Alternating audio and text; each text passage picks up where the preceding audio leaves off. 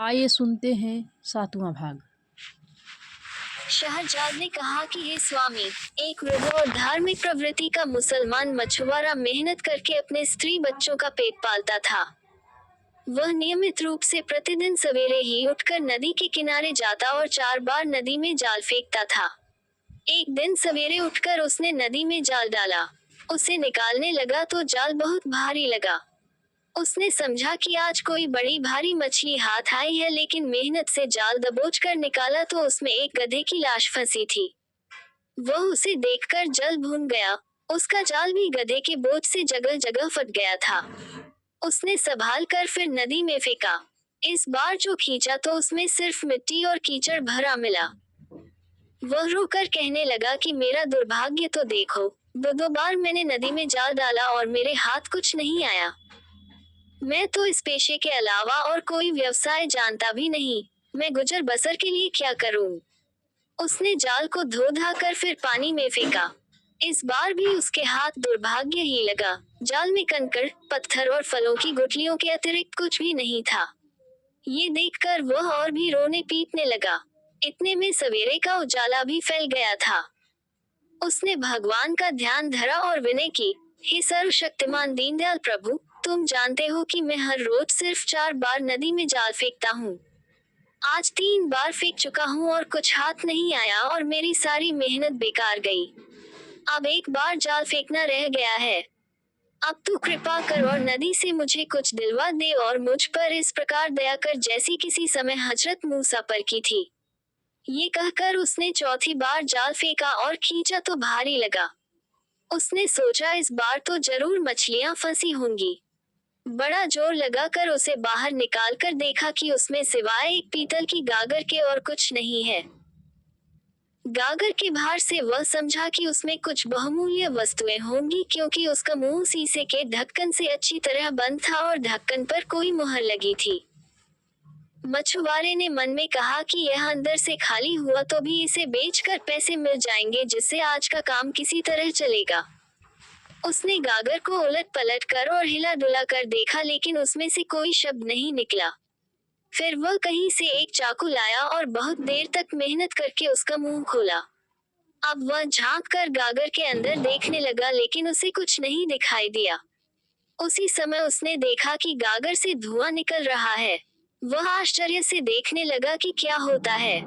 गागर में से बहुत सा धुआं निकल कर नदी के ऊपर आकाश में फैल गया। कुछ ही देर में वह धुआं सिमट कर एक जगह आ गया और उसने एक भी भीषण दैत्य का आकार ले लिया।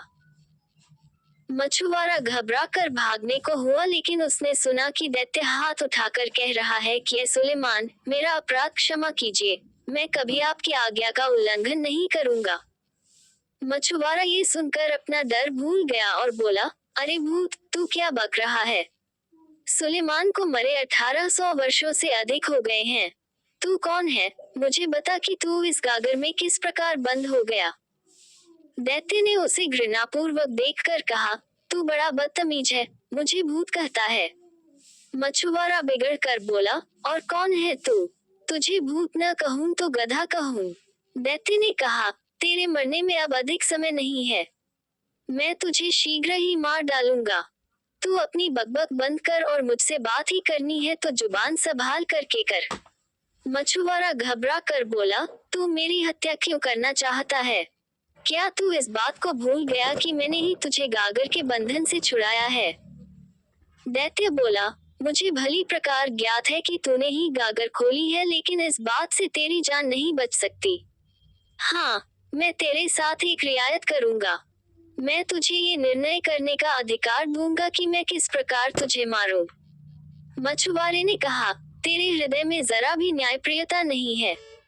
मैंने तेरा क्या बिगाड़ा है कि तू मुझे मारना चाहता है? क्या मेरे इस एहसान का बदला तू इसी प्रकार देना चाहता है कि अकारण मुझे मार डाले? दैत्य बोला, अकारण नहीं मार रहा। मैं तुझे बताता हूँ कि तुझे मारने का क्या कारण है।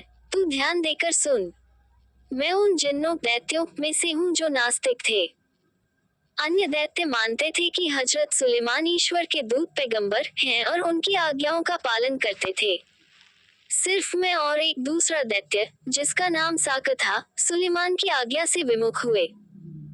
बादशाह सुलेमान ने क्रुद्ध होकर अपने प्रमुख मंत्री आसिफ बिन वरहिया को आदेश दिया कि मुझे पकड़कर उसके सुलेमान के सामने पेश करे। मंत्री ने मुझे पकड़कर उसके सामने खड़ा कर दिया। सुलेमान ने मुझसे कहा कि तू मुसलमान होकर मुझे पैगंबर मान और मेरी आज्ञाओं का पालन कर। मैंने इससे इनकार कर दिया। सुलेमान ने इसकी मुझे ये सजा दी कि मुझे इस गागर में बंद किया और अभिमंत्रित करके शीशे का ढक्कन इसके मुंह पर जड़ दिया और उस पर अपनी मुहर लगा दी और एक दैत्य को आज्ञा दी कि गागर को नदी में डाल दे। अतः वह मुझे नदी में डाल गया। उस समय मैंने प्रण किया कि 100 वर्षों के अंदर जो आदमी मुझे निकालेगा उसे मैं इतना धन दे दूंगा कि वह आजीवन सुख से रहे और उसके मरणोपरांत भी बहुत सा धन उसके उत्तराधिकारियों के लिए रह जाए। इस अवधि में मुझे किसी ने न निकाला। फिर मैंने प्रतिज्ञा की कि अब 100 वर्ष के अंदर जो मुझे मुक्त करेगा उसे मैं सारे संसार के खजाने दिलवा दूंगा। फिर भी किसी ने मुझे न निकाला।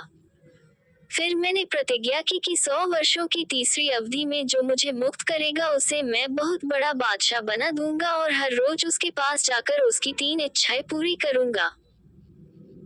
जब इस तीसरी अवधि में भी किसी ने मुझे न निकाला तो मुझे बड़ा क्रोध आया और उसी अवस्था में मैंने प्रण किया कि जो मुझे अब बाहर निकालेगा मैं अत्यंत क्रूरतापूर्वक उसके प्राण लूंगा। हाँ, उसके साथ इतनी रियायत करूंगा कि वह जिस प्रकार से मरना चाहेगा मैं उसे उसी प्रकार से मारूंगा। अब चूंकि तूने मेरी इस प्रतिज्ञा के बाद मुझे निकाला है इसीलिए अब तू बता कि तुझे किस प्रकार मारूं। मछुआरा ये सुनकर आश्चर्यचकित और भयभीत हुआ और सोचने लगा कि दुर्भाग्य ही मेरे पीछे पड़ गया है जो मैं भलाई करके उसके बदले मृत्युदंड पा रहा हूँ। वह गिड़गिड़ाकर दैत्य से बोला, भाई तुम अपनी प्रतिज्ञा भूल जाओ, मेरे छोटे छोटे बच्चों पर दया करो।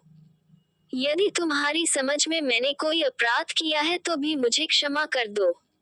क्या तुमने सुना नहीं कि जो दूसरों के अपराध क्षमा करता है ईश्वर उसके अपराध क्षमा करता है। दैत्य ने कहा, यह बातें रहने दे, मैं तुझे मारे बगैर नहीं रहूंगा, तू सिर्फ बता कि किस प्रकार मरना चाहता है। मछुआरा अब बहुत ही भयभीत हुआ क्योंकि उसने देखा कि दैत्य उसे मारने का हठ नहीं छोड़ रहा है। अपने स्त्री पुत्रों की याद करके वह अत्यंत दुखी हुआ। उसने एक बार फिर दैत्य का क्रोध शांत करने का प्रयत्न किया और उससे अनुनय पूर्वक कहा, हे दैत्यराज, मैंने तो तुम्हारे साथ इतनी भलाई की है, तुम इसके बदले मुझ पर दया भी नहीं कर सकते। दैत्य बोला, इसी भलाई करने के कारण तो तेरी जान जा रही है। मछुआरे ने फिर कहा, कितने आश्चर्य की बात है कि तुम अपने उपकारकर्ता के प्राण लेने पर तुले हो। यह मसल मशहूर है कि अगर कोई बुरों के साथ भलाई करता है तो उसका कुपरिणाम ही उठाता है। ये कहावत तुम्हारे ऊपर पूरी तरह लागू होती है।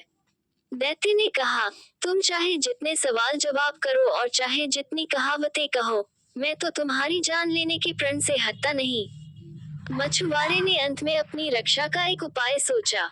वह दैत्य से बोला, अच्छा, अब मैं समझ गया कि तुम्हारे हाथ से मेरी जान नहीं बच सकती। यदि भगवान की यही इच्छा है तो मैं उसे प्रसन्नतापूर्वक स्वीकार करता हूँ। लेकिन मैं तुझे उसी पवित्र नाम की, जिसे सुलेमान ने अपनी मुहर में खुदवाया था, सौगंध देकर कहता हूँ कि जब तक मैं अपने मरने का तरीका सोचकर तय करूँ तुम मेरे एक प्रश्न का उत्तर दो। दैत्य इतनी बड़ी सौगंध से निरुपाय हो गया और कांपने सा लगा। उसने कहा, पूछ, क्या पूछना चाहता है, मैं तेरे प्रश्न का उत्तर दूंगा। मछुआरे ने कहा, मुझे तेरी किसी बात पर विश्वास नहीं होता। तू इतना विशालकाय प्राणी है, इतनी छोटी सी गागर में कैसे समा गया? तू झूठ बोलता है। दैत्य बोला, जिस पवित्र नाम की सौगंध तूने मुझे दिलाई है मैं उसकी साक्षी देकर कहता हूँ कि मैं उसी गागर में था। मछुआरे ने कहा, मुझे अब भी विश्वास नहीं है कि तू सच कहता है। इस गागर में तो तेरा एक पांव भी नहीं आएगा, तू पूरा का पूरा किस प्रकार इसमें समा गया?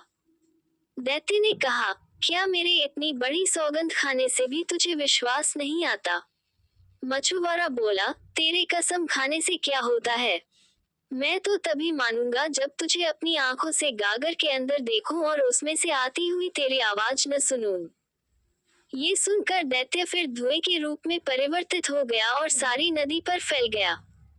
फिर वह धुआं रूपी दैत्य एक स्थान पर इकट्ठा हो गया और धीरे धीरे गागर में जाने लगा। जब बाहर धुएं का नाम निशान न रहा तो गागर के अंदर से दैत्य की आवाज आई, अब तो तुझे मालूम हुआ कि मैं झूठ नहीं कहता था, इसी गागर में बंद था। मछुआरे ने इस बात का उत्तर न दिया। उसने गागर का ढकना, जिस पर सुलेमान की मुहर लगी हुई थी, गागर के मुंह पर रखा और उसे मजबूती से बंद कर दिया। फिर वह बोला, ओ दैत्य, अब तेरी बारी है कि तू गिड़गिड़ा कर मुझसे अपना अपराध क्षमा करने को कहे, या फिर ये बता कि तू स्वयं मेरे हाथ से किस प्रकार मरना चाहता है। नहीं, मेरे लिए तो यही उचित होगा कि मैं तुझे फिर इसी नदी में डाल दूं और नदी के तट पर घर बनाकर रहूं और जो भी मछुआरा यहाँ जाल डालने आए उसे चेतावनी दे दिया करूं कि यहाँ एक गागर में एक महाभयंकर दैत्य बंद है, उसे कभी बाहर न निकालना, क्योंकि उसने प्रण किया है कि जो भी उसे बाहर निकालेगा उसके हाथ से मारा जाएगा। ये सुनकर दैत्य बहुत घबराया। उसने बहुत हाथ पांव मारे कि गागर से निकल आए, किंतु ये बात असंभव थी क्योंकि गागर के मुंह पर सुलेमान की मुहर लगा हुआ ढकना था और उस मुहर के कारण यह विवश था। उसे क्रोध तो बहुत आया, किंतु उसने क्रोध पर नियंत्रण किया और अनुनयपूर्वक बोला, मछुआरे भाई, तुम कहीं मुझे फिर नदी में न डाल देना। तुम क्या मेरी बात सच समझते थे? मैं तो केवल परिहास स्वरूप ही तुम्हें मारने की बात कर रहा था। खेद है कि तुमने मेरी बात को सच समझ लिया। अब मुझे निकाल लो। मछुआरे ने हंसकर कहा, क्यों भाई, जब तुम गागर के बाहर थे तब तो अपने को बड़ा शक्तिशाली दैत्य राज समझते थे और अकड़ते थे, अब क्या हुआ कि गागर के अंदर जाते ही अपने को बड़ा दीनहीन समझ रहे हो?